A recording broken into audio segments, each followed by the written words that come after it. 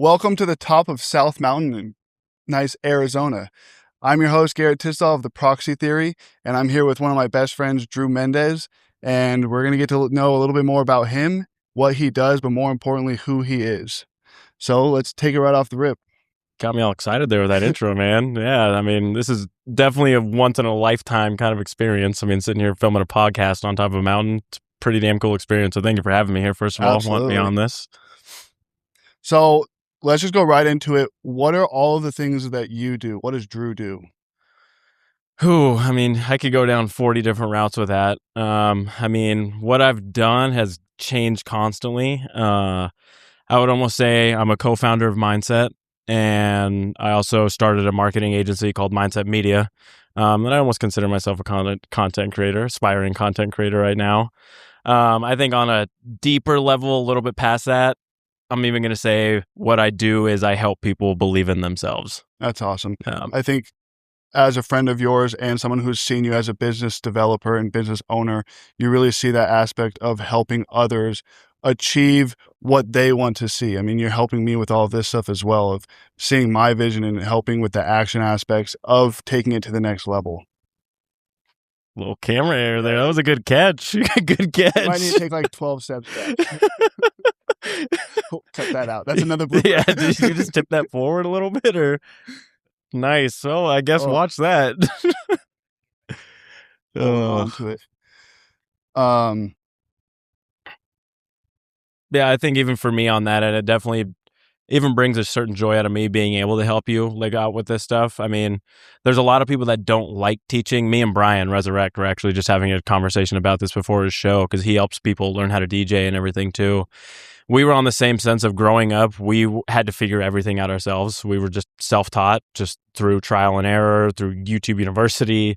I didn't have a teacher. He didn't have a teacher either. And now that we're in this older realm and we're able to teach people, I love being able to teach people stuff. I love being able to almost develop a course or just run people on how to do almost anything. If I can do it, I'd love teaching on how to do that. Because then there's the other side where Micah, to be specific, he hates teaching people. He's just not that type of guy, and he was taught growing up. So we had different upbringings, and it was cool talking to Brian about it all, because I was like, it helped me come to that realization of, oh wow, it's because I was so self-taught and everything. I almost want to give that, because it's giving what I didn't have, a teacher teaching. Yeah, exactly. So it's cool being on the other end of that now. Yeah, that's a big part of doing this, and something that I guess going into it, I'm learning a lot of is we have so many new aspects that I'm being introduced to, things that maybe we've all are struggling with in terms of creating our vision. Is there's hiccups. I mean, we're outside doing something that's out of the element of a normal podcast, and there's going to be some flaws that go on. A camera might start to tip over. We might lose a light. And I think the best part about it is being able to be in a group where I'm with my friends, I'm with you guys. So it's enjoyable in that aspect. If we mess up, we mess up, but it's also just a learning aspect for the next time. We'll probably bring sandbags to put underneath all of the tripods so that nothing tips over, bringing extra fluffy microphones, and being in an environment where we're checking the weather beforehand. And if it's windy, we might not go. We might just find a studio elsewhere. 100%. And I think going back into what you were saying of teaching others is you've been able to experience those things firsthand of everything that you're learning. So even the little things of, if it's windy outside, bring this and this, with lighting, make sure you bring this lighting or angle this direction, those things where there's times when I'm being taught those things, it might not pop up that way. So I think in your experience, kind of going more into that too. I think it's super important to be able to pivot and be adaptable to, and then even after pivoting, being able to learn from your failures, whatever you want to call it, your mistakes from the past time, just being able to take note, like you said, of, hey, last time the camera fell over because of the wind, yeah, let's bring sandbags. Being able to take note of that and learn from your mistakes.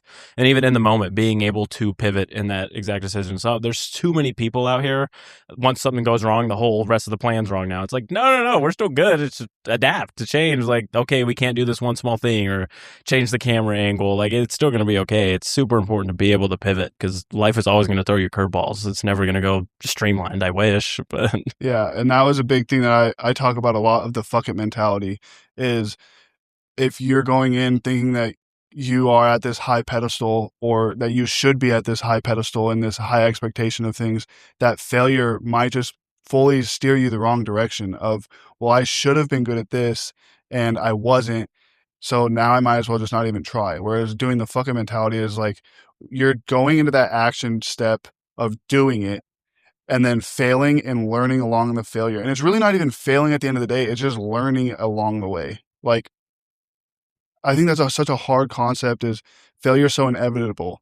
And going into ideas that like failure is a bad thing and the negative connotation around failure, that shouldn't be an aspect. It's all just learning opportunities. Real. And the only way that you can really do that is by trying more and doing more actions.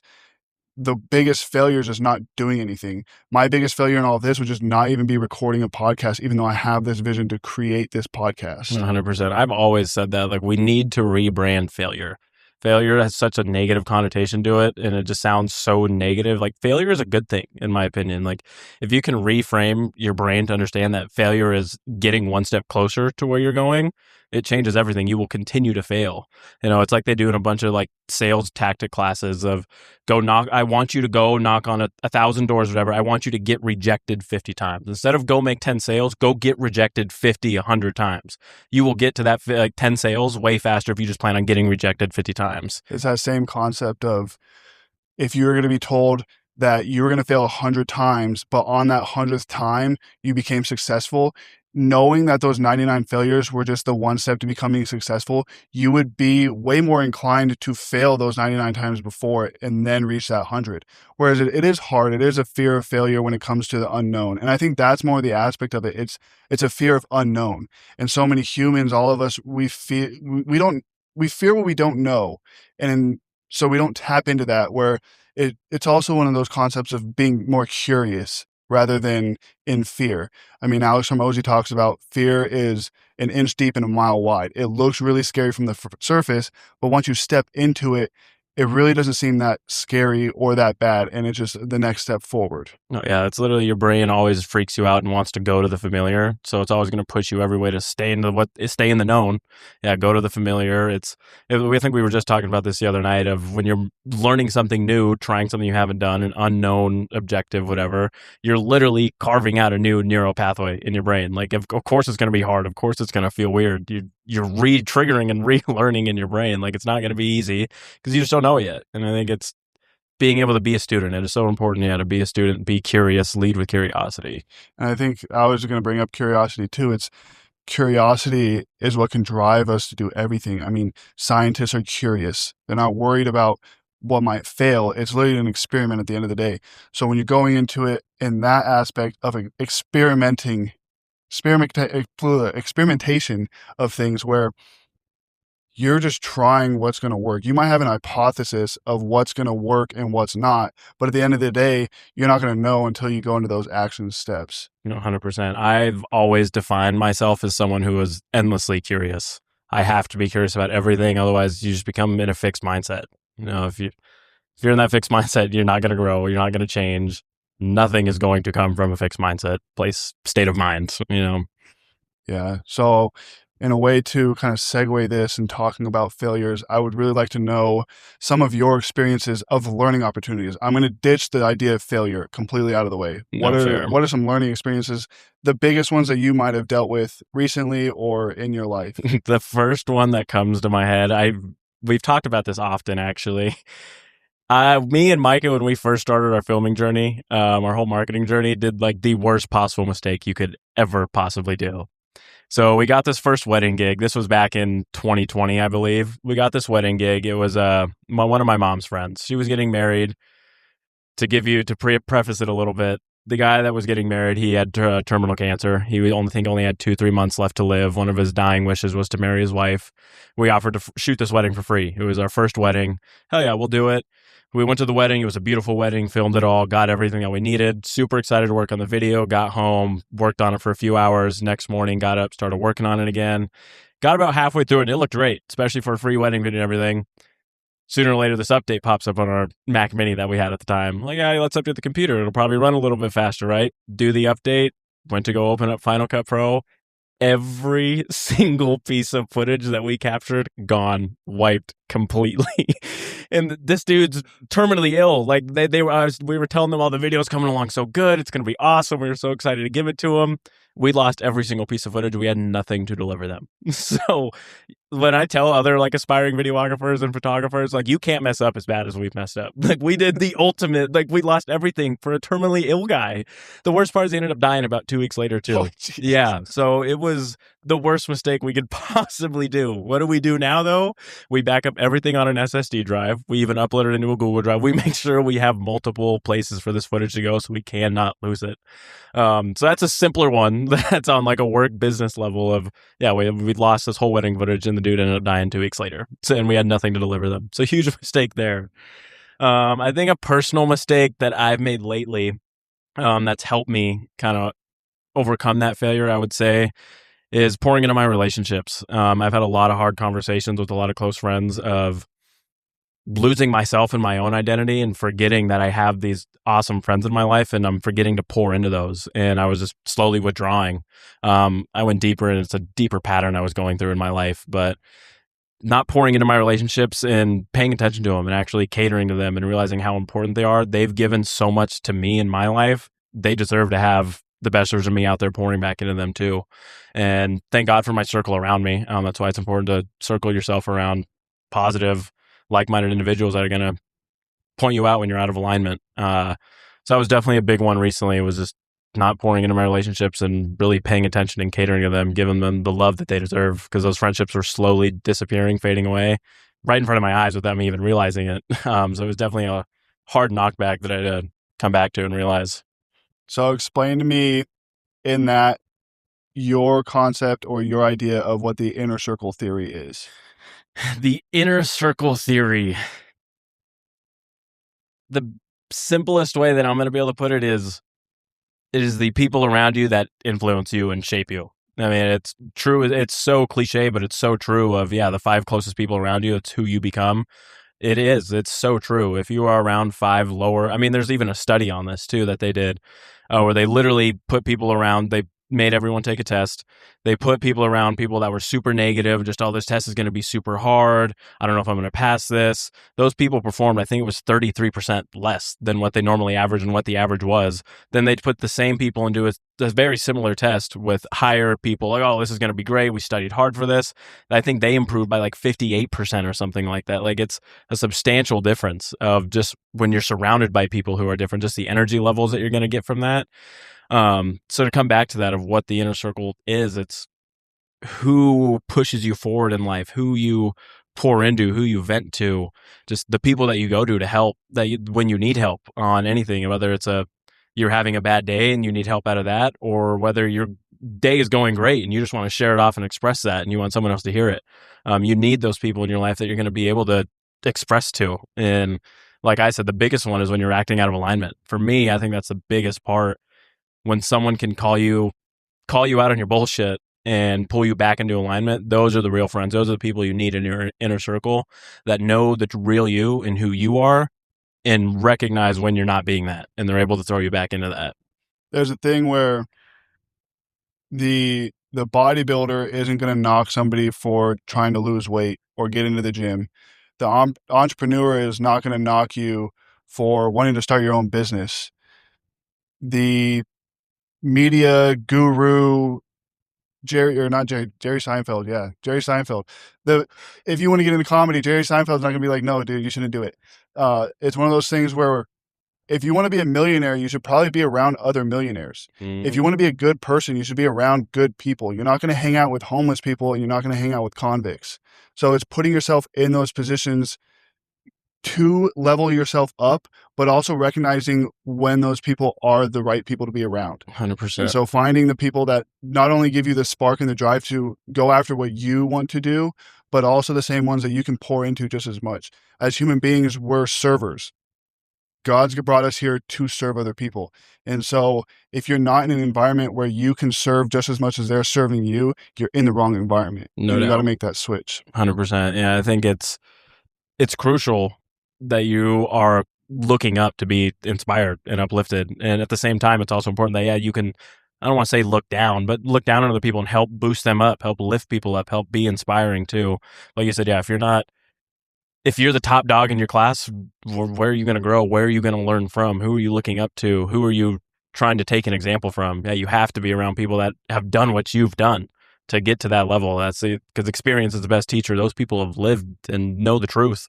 They're going to tell you how it is and tell you the exact steps to get to where you want to go. What do these 5 words mean to you? What do these 5 words mean to you? Uplift, inspire, motivate, authenticity, and community. I think you only know this because you're a catalyst in mindset. Yeah, so those are our 5 pillars of everything that we do as a brand. Even me personally, I always try to act from any of those 5 pillars. Anything that I do in my life, it should either uplift, it should inspire, it should motivate, it should be authentic or genuine, and come back into a community. When we're tribal creatures at the end of the day, we need community, we need people around us. So uplift, inspire, motivate, I always kind of put almost kind of into the same 3. You can break it down even further, but that's just helping humanity or human just become better, elevate. You're uplifting. It's literally in the words. You're uplifting them. You're inspiring them to become better, motivating them to become better.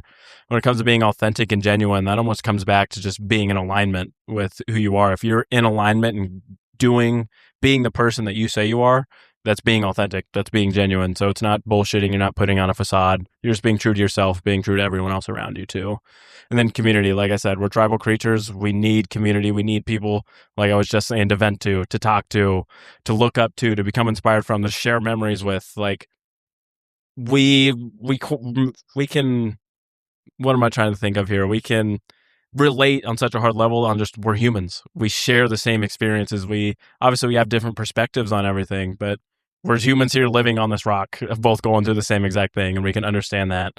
And it's important that you know that there's a human sitting across from you that it can also relate to that. Yeah, and I think a big thing on the community aspect alone is, like you just said, that everybody is different. Mm-hmm. And so we all have different thought processes, different values, different beliefs, but community isn't necessarily just about that. It's bringing those people together and being able to have so many different demographics per se to come in and build a community that is at least pushing people forward, being a safe space, being a place where people can thrive. I think that's such a big thing about being in Arizona and shouting out TG Mesa is that aspect of when you walk in, you are felt welcome every single time. It's so cool. And it's so cool. It's so hard to find in society these days because everybody is entitled to their own opinion and are so close-minded. And I think a lot of it is from social media kind of pushing things down our throat in one direction. But at the same time, it's the concept of not knowing who you are because someone's trying to tell you who you are. And I think that goes all the way back to you learning everything on your own. Is not only did you have to learn your processes of building your business, building your media, but you were also learning who you were along the way. Correct me if I'm wrong. No, 100%. 100%. That's ever evolving. It's ever changing. I think that's the most frustrating part, but the most awesome part is we're constantly changing. I feel like as soon as you're like, yes, I got it down. I feel like I recognize this. Another new thing pops up and you just start changing again, which is awesome to be evolving. But it's like, damn it, I just had it. I just understood that. What would you say happens when one of those 5 pillars gets left out? It's hard to say because it's hard to encompass all 5 in one action. It's almost impossible. When that happens, that's full power beam awesomeness. Like, it's hard to get all 5, obviously, there. I think I always try to look at it should at least be one. It should at least be one of those. It should always, anything I do, post online, do as a business, piece of clothing I put out, it has to uplift. Does it uplift anyone? Does it inspire anyone? Does it motivate anyone? Is it coming from a place of genuine authenticity? Is it inspiring, helping my community? And I think the biggest one, it almost comes back to just being in alignment. If I'm in alignment, I'm authentic, I'm genuine. If I'm not, I think that's almost like this foundation piece. So it's hard to say when one is missing because I think there's always going to be at least one missing, to be honest. I think it all comes down to just authenticity. That might be the most important one, that everything has to be authentic. I have to be in alignment if I'm actually going to uplift, inspire, motivate anyone. Otherwise, it's just going to be bullshit. I mean, people can see that a mile away. Yeah, and authenticity is one of those gray areas for me. You can be super authentic, but in that same direction, you can kind of be an asshole too. Mm-hmm. So that's where putting those 5 pillars together of being uplifting, inspiring, and motivating, being your true self while building the community around you, having that community, that word is specifically be the blanket for everything. I almost see it as kind of a tree where community is that top piece. And that's kind of the first thing that you're looking for. Again, going Mm-hmm. back to us being servers. So serving our community in a way that's authentic for us. And it's it's one of those things where you can't serve others in a way that's disingenuous to who you are. Because then we have aspects where you're overdoing it. You're serving others way too much and you're not looking out for yourself. No, yeah. Or it comes to an aspect where you're trying to be somebody that you're not to fit into this community that you might want to be helping out. But if at the end of the day, you're trying to fit your puzzle piece that's not in the right spot. Then again, you're just not being authentic. You're trying to serve to everyone else. You're not being true to you. You might be being true to them, but you're not being true to you. Authenticity, I think, is when you are being true to yourself. Yeah. Who gives a shit if you're being true to everyone else? Are you being true to you? That's when it's going to be genuine. And then taking that the last step further of really branching it out into that uplifting, inspiring, and motivating. I see those in so many different ways of you can inspire somebody in such a very positive way of being more of that nurturer and the softer side, I guess, but you can also do it in a very hard-nosed way. And sometimes it just depends on who the person is and it depends on the situation, but being able to be your authentic self in the direction of building your community and being able to feel the aspect of how do I need to approach these situations. And then same with motivation. You can motivate somebody in a negative direction. We see it all the time of people getting so-called called out on social media, but in a way that's caring. Going to that aspect too, if I'm going to just start spiraling through, is nice versus kind. Mm-hmm. And Exactly. if you're too nice, you're not going to push the buttons that are needed to get that needle to move forward for the next person. And if you're too nice, you're going to put yourself in a position that get you trampled on. But if you're kind, you're going to say the words that are needed to be said. If someone needs to be truly uplifted in a way that they're just in this lowest low of their life, you can be that nurturer and tell them, hey, it's okay to not be okay. Sometimes It's you got to okay to call the get fat help. kid fat. Exactly. There's sometimes where you just got to call a fat person fat at the end of the day. And it's like, but it comes from the aspect of kindness.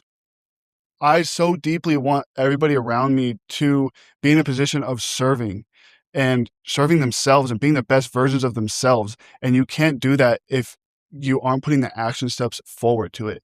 I've caught myself up so many times in my past of not serving for myself and doing what I really want to do. And there's times where it might just be in a lost sense. And that's the whole purpose of doing my proxy theory is finding your identity and redefining my identity as I'm doing it. But I can't do it and nobody can do it without taking an action step forward. No, yeah. No, 100%. And so being kind, not only to others, but to yourself too. And that's that kindness aspect that sometimes you got to be a little tough on yourself. And sometimes you got to be a little softer on yourself. Sometimes you got to be tough on other people and soft on other people. And so I think just encompassing all 5 of those words into every single day and doing it in a fluid way where I guess it's just going to be able to get you to a position of I don't know how to word this. It's building the true version of yourself and your community that's going to open up doors for everything around you and everything around others. No, 100%. That's just when you attract the right people. I mean, if you're a human being built by everyone else, you're just built by society. You're built by everyone else. You didn't build yourself. You're not you. Like, I was just having a conversation with myself, literally. Whenever I have crazy thoughts, I pull up my voice memos and just start recording through my phone.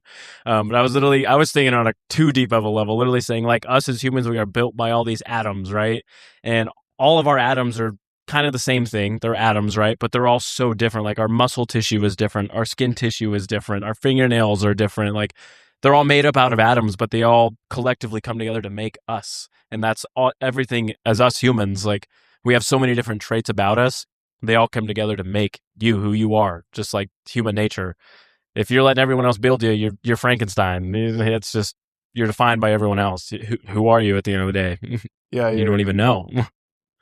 the statistic is that there's a 1 in 400 trillion chance that you would even be alive on this earth, taking in so many different aspects of history, genetics, your parents meeting at a specific timeline, the Dinosaurs drinking from a water lake. yeah, like there's so many, and I think it gets lost because we don't see it that way. We see our lives as just our lives as whatever. But like it is a true miracle that all of us are alive on this earth to be able to live what we do.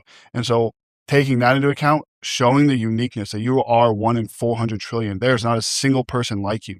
Take advantage of that. Why do you want to be somebody else? Literally. The only person I want to be is Garrett Tisdall, G Tiz. Yeah. And so if I'm trying to be somebody else, I'm completely losing who I am. And then I lose my direction in life. And then the second part is life's so fucking short. So why would I sit here and try to be somebody else when I can learn how to be myself in this short amount of time, so that not only I can live the life that I want to and a life that's going to be fulfilling for me, but in a way that's going to serve others, not just in my lifespan, but in hopes for generations ahead. No, getting it to a 100%. point where like a true impact is one who serves past the time that they pass away. Yeah. I don't know why everyone just tries to tiptoe their way to death. Like, bro, we're all going to die. It's guaranteed. Do what the hell you want to do. Like, I just don't understand. Yeah, everyone tries to quietly get to death. Like, why? It really doesn't make sense to me. Well, So big. I absolutely loved this conversation. The last piece that I want to leave with is we go back to where we started of what do you do? But I really want to know who Drew is. So who I am. Just hit the little red button on top again. Yeah, so just hit it again. It stops after 30 minutes. See that little red button on top? Good. We'll restart that. We can go straight from yours. So who I am, kind of like I mentioned earlier, I like to think I'm someone that is endlessly curious. I want to know where motivation comes from, where passion comes from, where relationships come from, where patterns come from.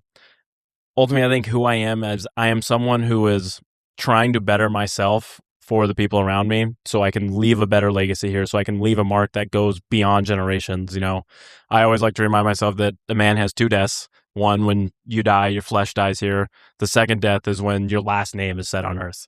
When the last time your name is said here, that's your final death. I want that to be as long as possible. And I think that it starts from me being the best possible version of myself, knowing my patterns, knowing who I am, knowing what I put out into the world, and optimizing that, analyzing that to push it out as powerful as I can and as authentically as I can, and uplift, inspire, and motivate as many people as possible.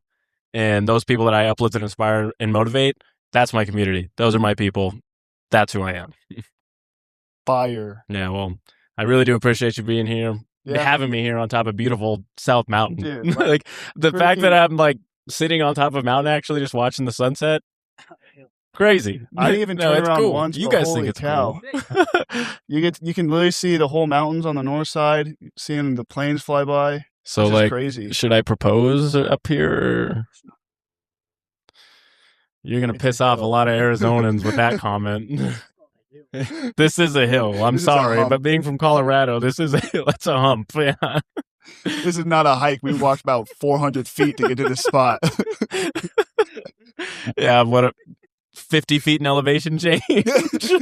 Hey, I tell you what, at 100 degrees, I was sweating my balls off. Fair. All right. Yeah, well, thanks, Garrett.